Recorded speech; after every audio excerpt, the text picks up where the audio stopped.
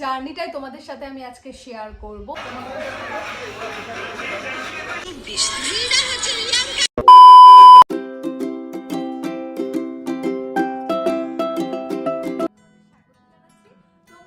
Thumbnail দেখে বুঝে গেছো আজকের ভিডিওটা হতে যাচ্ছে কোন টপিকের ওপর। জি বাংলার রান্নাঘর নিয়েই আজকের ভিডিওটা, আর এটা ছিল আমার লাইফের একটা বড় অ্যাচিভমেন্ট।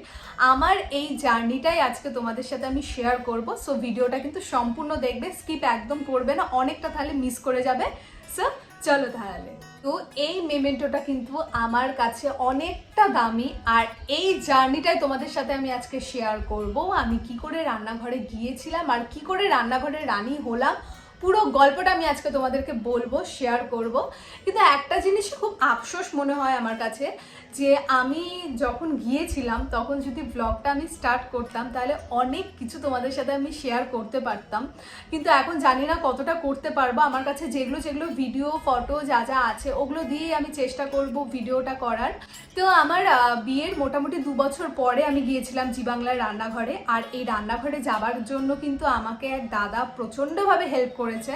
তো ফার্স্টে আমাকে দাদাটাই একদিন ফোন করলো হুট করে, যে এরকম একটা রান্নাঘরের শো হবে, শাশুড়ি ভার্সেস বৌমার, তুমি যদি ইন্টারেস্ট থাকো তাহলে তুমি যেতে পারবে, তো আমাদেরকে শুধু কয়েকটা ফটো পাঠাতে হবে।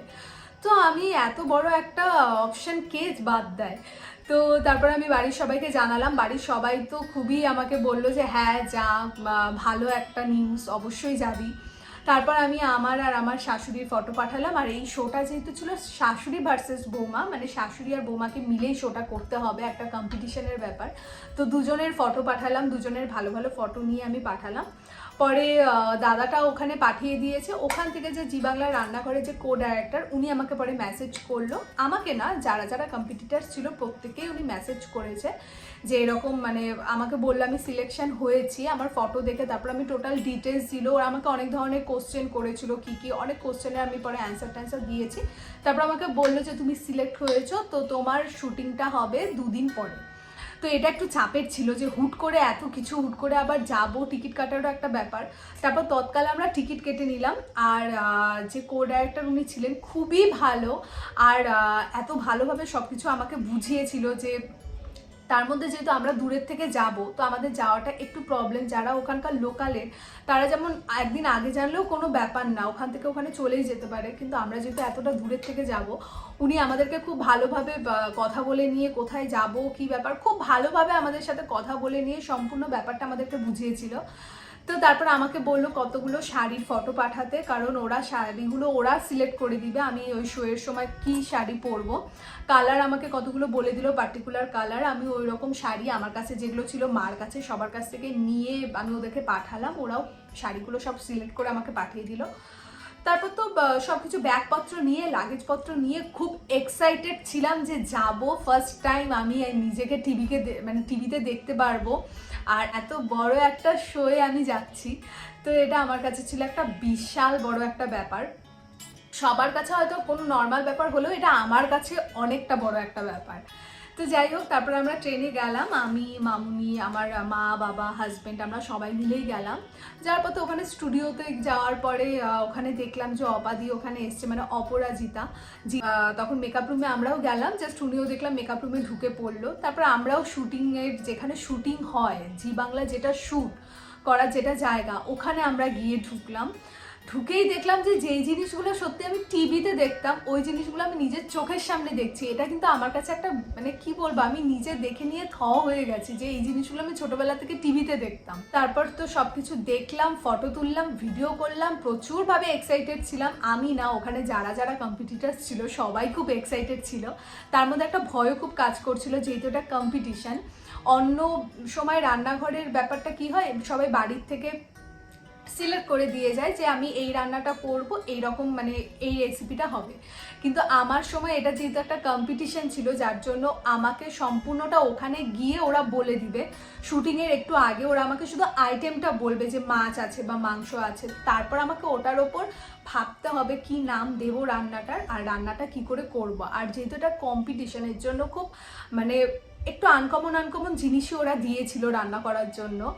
তো যাই হোক, তারপর তো শুরু হলো আমার শুটিং। আর শুটিংয়ের আগে মেকআপ। ওরা আমাকে নিয়ে গেল মেকআপ রুমে যাবার পর ওখানে অনেক সেলিব্রিটিকে দেখলাম, অনেককেই দেখেছিলাম ওখানে শ্যুটের ওখানে। তারপর ওখানে যাবার পরে আমাকে ওরা মেকআপ করা স্টার্ট করলো। সব কিছু ভালো লেগেছে, কিন্তু একটা জিনিসই একটু আমার মনটা খারাপ হয়ে গিয়েছিল, সেটা হচ্ছে মেকআপ। কারণ মেকআপটাই ওরা একটু অন্যরকম করেছিল। ওখানে আমি ওদেরকে বললাম যে মেকআপটা একটু এরকম করে করো, তো ওরা বললো যে না, মানে যেহেতু এটা রান্নাঘরের একটা শ্যুট হবে, যার জন্য মেকআপটা ওরা এরকম করেই করবে। তারপর আমি আর কিছু বলিনি। শুধু আমার মেকআপ না, আমার আর আমার শাশুড়ির দুজনের মেকআপই ওরা একটু মানে টোটাল ফেসই চেঞ্জ করে দিয়েছে। তোমরা দেখলেই বুঝতে পারবে। আমাদেরকে মানে কি বলবো, সাজটা একটু অন্যরকম ছিল। যাই হোক, সেগুলো কোনো ব্যাপার না, ওরকম হতেই পারে। তারপর ছিল এখন মেকআপের পরে এবার শুটিংয়ের পালা। আর কম্পিটিশনের ব্যাপার, একটা টেনশনও কাজ করছিল যে কতটা পারবো, এত দূর এসে নিয়ে যদি না পারি, এটাও একটা ভয় কাজ করছিল। তারপর তো শুটিংটা স্টার্ট হলো, আর সামনাসামনি এত ক্যামেরা, এত লাইটের সামনে লাইফে ফার্স্ট টাইম। তো আমি দেখে নিয়ে মানে আমি ভাবছিলাম যে আমি পারবো তো ওখানে গিয়ে ঠিকঠাক মতো কথা বলতে, আর অপরাজিতাদির সাথেও তো পারবো ঠিক করে কথা বলতে। এগুলো মনের মধ্যে একটা কাজ করছিল যে এরকম পারবো নাকি। আর মামুনিরও একটু ভয় ভয় হচ্ছিল। তো যাই হোক, তারপর যখন শুটিং স্টার্ট হলো, একদম ভালোভাবে আমি আর মামুনি দুজনে মিলে পুরো কম্পিটিশনটা ভালোভাবে করেছি। আর সমস্ত ব্যাপারটা খুব ভালোভাবে হয়েছে। তো প্রথম রাউন্ডে আমরা জিতেছি, এটা আমার কাছে, আমি ভাবলাম যে যাই হোক, আসলাম কমসে কম তো একটা রাউন্ড তো জিতলাম। তো যখন আমাদেরকে বললো যে তোমরা হ্যাঁ জিতেছো, তোমরা পরের রাউন্ডে যাবে, অপরাজিতাদি যখন এই কথাটা বললো, আমি আর মামুনি প্রচণ্ড চিৎকার করেছিলাম তখন, মজার জন্য, আনন্দের চোটে এতটা চিৎকার করেছিলাম। তারপর যাই হোক, ওরা তখন বললো যে পরের শ্যুটটা হবে একদিন পরে, মানে আমরা যেদিন গিয়েছি তার মাঝখানে একটা দিনের গ্যাপ, তার পরের দিন শ্যুট হবে। তো এটা আবার আরেকটা ব্যাপার যে আমাদেরকে আবার এখানে এতটা দূরে আসতে হবে এসে নিয়ে, কারণ আমাদেরকে আসতেই হবে, কারণ আমরা একদিনের ড্রেস আপই সব নিয়ে গিয়েছিলাম। তো ওরা তো মানে কেউই জানি না যে আমরা যে আবার মানে ওখানে ওই রাউন্ডে জিতবো বা তারপরে ড্রেস লাগবে। তো এটা যেহেতু একটা কম্পিটিশন ছিল, আর যারা লোকাল তাদের তো কোনো ব্যাপার না, তাদের ওখান থেকে ওখানেই বাড়ি, তারা পরের দিনও আরামসে চলে আসতে পারবে। তারপর আমরা সেই দিনের ট্রেনেই উঠলাম। কম্পিটিশন হওয়ার পরেই আমরা সেদিনের ট্রেনেই উঠলাম। ট্রেনে উঠে নিয়ে আবার আমরা বাড়িতে আসলাম। বাড়িতে এসে নিয়ে তারপর আবার ঠিক সেম প্রসেসে ওদেরকে সবাইকে আমি মানে ওখানে ওদেরকে আমি শাড়ির ফটো পাঠালাম। ওরা আবার আমাকে পরের দুটো রাউন্ডের জন্য শাড়ি সিলেক্ট করে দিল। তো তারপর আমরা নিজেরাই দুটো রাউন্ডের শাড়ি নিয়ে গিয়েছিলাম, কারণ যদি বাই চান্স যদি পরের রাউন্ডেও যদি আমি সিলেক্ট হয়ে যাই তো তারপর আসাটা তো সম্ভব না। ওরা প্রত্যেকটা কম্পিটিটার্সকেই বলেছিল যে দুটো রাউন্ডের শাড়ি নিয়ে যেতে, শুধু আমাকে একা না, ওখানে যারা যারা ছিল। তো তারপর আবার পরের দিন এসে নিয়ে সব শাড়ি টাড়ি নিয়ে আবার আমরা গেলাম কলকাতায়। ছিল আমি যখন জি বাংলার যে কোনো শো বা দিদি নাম্বার ওয়ান, রান্নাঘর যেগুলো দেখতাম, ওখানে যখন দেখতাম যে সবাইকে এত গিফট দিচ্ছে, আমি কিন্তু একটা আমার মনের মধ্যে এটা একটা ভ্রান্ত ধারণা ছিল যে গিফটগুলো কি সবগুলো আদৌ দেয় সবাইকে, এটা আমার মধ্যে একটা ধারণা ছিল। কিন্তু সত্যি আমি এত গিফট পেয়েছি, ওরা আমাকে প্রচুর গিফট দিয়েছে। যেহেতু আর আমি যেহেতু ফাইনাল রাউন্ডে গিয়ে রান্নাঘরে রানী হইনি, কিন্তু রানার আপ হয়েছিলাম। এই যে রানার আপ, জি বাংলার রান্নাঘরের রানী, রানার আপ, এই মেমেন্টোটা পেয়েছিলাম, আর এই যে এই মেমেন্টোটা পেয়েছিলাম। তো এটা যেহেতু আমি পেয়েছিলাম, তো আর অনেক গিফট দিয়েছিল। গিফটগুলো তো সবগুলো গিফটই খুব ভালো ভালো গিফট ছিল। আমাকে প্রত্যেকটা গিফট ওরা মানে আমি ভাবিও নি যে সত্যি সত্যি যে সবাই এত গিফট পায়। এটাই হলো জি বাংলার রান্নাঘরের স্টুডিও। আর এই একই ফ্লোরের মধ্যেই কিন্তু দিদি নাম্বার ওয়ানের স্টুডিওটাও আছে। তো আমরা যখন এই স্টুডিওর ভেতরে ঢুকলাম, ঢুকেই দেখি এত লোক। সত্যি ক্যামেরার পেছনে কিন্তু প্রচুর লোক থাকে, যাদেরকে ছাড়া যে কোনো শোই ইনকমপ্লিট, তাদেরকে ছাড়া কোনোভাবেই পসিবল না। তো আমরা এই স্টুডিওর ভেতরে গিয়ে সমস্তটা কিছু ঘুরে দেখলাম। এত ক্যামেরা, এত লাইট, লাইফে ফার্স্ট টাইম এইভাবে দেখলাম, কোনো শুটিং হওয়াটা দেখলাম। হয়তো অনেকেই হয়তো ভাবতে পারো যে এটা একটা নর্মাল ব্যাপার, বাট আমার কাছে এটা বিশাল ব্যাপার। আমি নিজের চোখের সামনে এরকম একটা শো আমি শ্যুট হতে দেখেছি, এটা আমার কাছে সত্যি অনেক বড় পাওনা।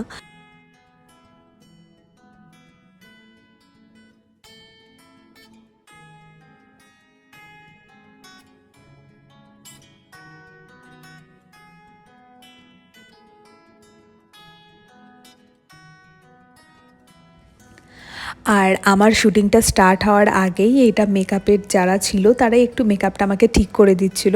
তো ওটাই হচ্ছে আমার হাজব্যান্ড আবার বসে নিয়ে একটু ভিডিওটা ক্লিক করেছিল। থ্যাংক গড ভিডিওটা করার জন্য তোমাদের সাথে আমি শেয়ার করতে পারলাম। এটা হলো আমাদের ফার্স্ট রাউন্ড আর এটাই ছিল আমার ইন্ট্রোডাকশন ভিডিও।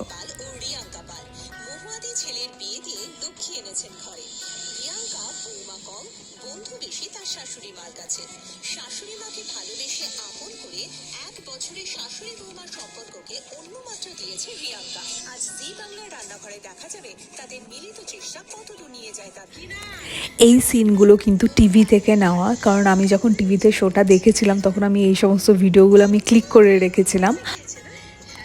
সত্যি নিজেকে এইভাবে টিভিতে দেখতে পাবো আর এইরকম একটা বড় শোতে গিয়ে শুটিং করতে পারবো এটা কিন্তু আমি কোনো সময়ই ভাবিনি। এতটা আশা আমার কোনো সময়ই ছিল না। এই সিনটার সময় আমাকে অপাদি বলেছিল যে তুমিও তোমার শাশুড়ির জন্য কিছু একটা গাও। আমি জানি না হুট করে কেমন করে আমার এই গানটাই মাথায় চলে এসছে, যার জন্য আমি এটাই গেয়ে দিয়েছিলাম।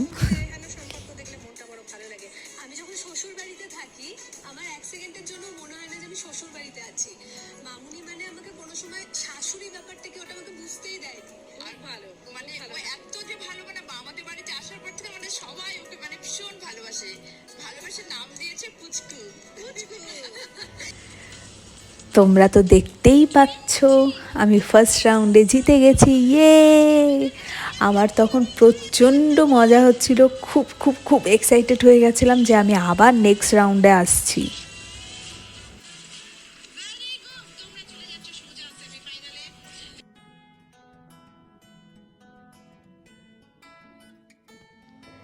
তো এটা ছিল নেক্সট ডে শ্যুটিং। তো আমরা মেকআপ টেকআপ করে নিয়ে যখন আমরা ভেতরে গেলাম তখন দেখি মধুমিতার সব্যসাচীর ছেলের শ্যুট হচ্ছে।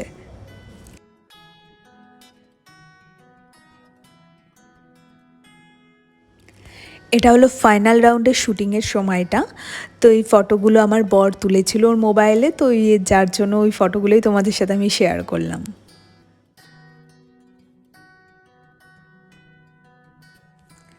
এটাই ছিল ফাইনাল রাউন্ড, কিন্তু একটু মনটা খারাপ হয়ে গেছিলো কারণ আমি রান্নাঘরে রানি হতে পারিনি, রানার আপ হয়েছিলাম।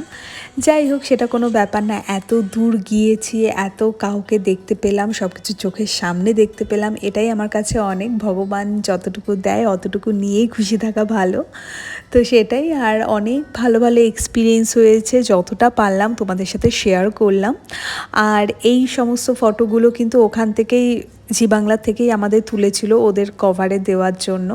আর সবার লাস্টে এখানে দেখতে পাচ্ছ একজনকে, উনি কিন্তু ওখানকার কো ডাইরেক্টর। খুব ভালো আমাদেরকে খুব ভালোভাবে হেল্প করেছে। আর অপাদির সাথেও আমরা সবাই ফটো তুললাম। আর লাস্টে এখানে স্টুডিওর বাইরে যখন ওরা গিফটগুলো দিচ্ছিল, ওই গিফট নিয়ে সবাই মিলে আমরা ফটো তুললাম। আর তো তোমাদেরকে যেটা বললাম, প্রচুর গিফট দিয়েছে, প্রচুর, মানে ভাবিও নি যে সত্যি সত্যি এত গিফট ওরা দেয়। আনএক্সপেক্টেড অনেক কিছু দিয়েছে।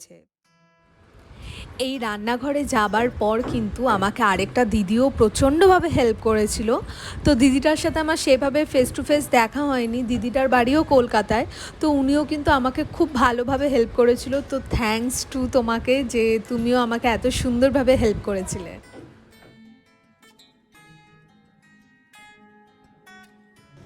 এটা হলো জি বাংলার অ্যাপার্টমেন্ট, আর এই ফ্ল্যাটেই কিন্তু আমাদেরকে ওনারা থাকার ব্যবস্থা করে দিয়েছিল। এটা কিন্তু আমাদের কাছে সত্যি বিশাল বড় পাওনা যে সেই ফ্ল্যাটে আমরা গিয়ে থাকতে পেরেছি। আর এই ফ্ল্যাটটাতে কিন্তু জি বাংলার যত সারেগামাপার যত পার্টিসিপেট যারা যারা থাকে তারাই কিন্তু এই ফ্ল্যাটটাতে থাকে যেখানে আমরা ছিলাম। তো গিফট তো সব কিছু শেষ হয়েই যায়, কিন্তু এই মেমেন্টোটা এটা সারা জীবন আমার কাছে থাকবে, খুব যত্ন করে রেখে দেবো। আর এই হলো গিফট, তোমরা দেখতেই পাচ্ছ প্রচুর গিফট পেয়েছি, প্রচুর। সো আজকের ভিডিওটা তাহলে এই পর্যন্তই। আমার এক্সপিরিয়েন্স তোমাদের কেমন লাগলো অবশ্যই আমাকে জানাবে, আর পুরো ভিডিওটা কেমন লাগলো সেটাও আমাকে জানাবে। তাহলে আবার দেখা হচ্ছে তোমাদের সাথে নেক্সট কোনো ব্লগে। Tata, bye bye.